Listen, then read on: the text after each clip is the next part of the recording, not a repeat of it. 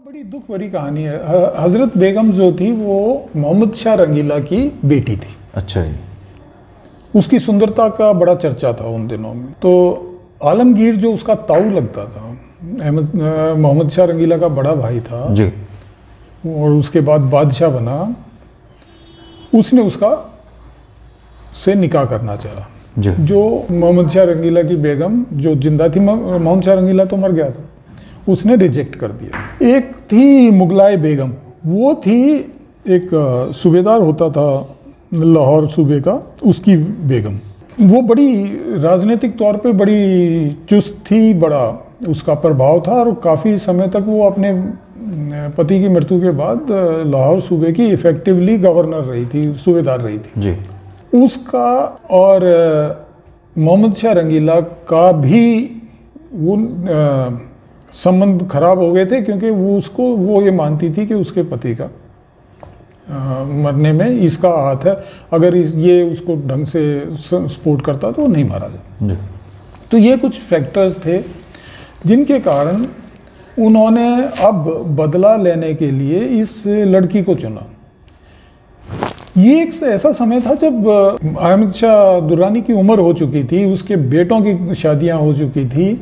उसी दौरान इस दौरान भी वो अपने बेटे को एक मुगल प्रिंसेस से उसकी शादी करता है और वो मर रहा था। एक्चुअली उसके नाक का कैंसर इस समय तक दिखने लग गया था, उसका नाक कट कट के गिर रहा था दुर्रानी का। तो उसके नज़दीक अगर जाते थे तो स्मेल आती थी जी।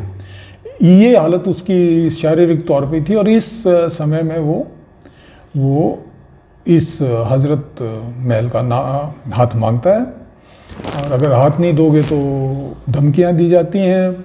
और उसमें फिर वो मुगलाए बेगम उसकी मोहम्मद शाह रंगीला के बेगम को मनाती है और इस लड़की का निकाह करके, मतलब वो जब मरणासन था तब उसकी हाँ, तो एक तरह से इसकी उन्होंने। उसके बाद हजरत बेगम का कोई जिक्र नहीं आता है क्या? उसको वो साथ ले गया अफगानिस्तान। उसके कुछ समय बाद ही अहमद शाह दुर्रानी 4-5 साल के बाद वैसे मर गया, तो विधवा हो गई। मतलब एक सुंदर लड़की का एक साजिश के तहत एक, हाँ, इनोसेंट, मतलब उसका कोई वो था, उसका बाप मर चुका है, पॉलिटिकली वो पावरलेस हैं, पर बदले की भावना कितनी खराब होती है। इस इंसिडेंट को मैं इसलिए हाईलाइट किया कि उस समय तक कोई राज नहीं चल रहा था, कोई राजा का जो जिम्मेवारियां होती हैं, कर्तव्य होते हैं, वो कोई नहीं पालन हो रहा था। ये बड़े छोटे दर्जे के काम थे जिसके अंदर लोग एक दूसरे अपने बदले निकाल रहे थे जी, बच्चों के ऊपर अत्याचार करके।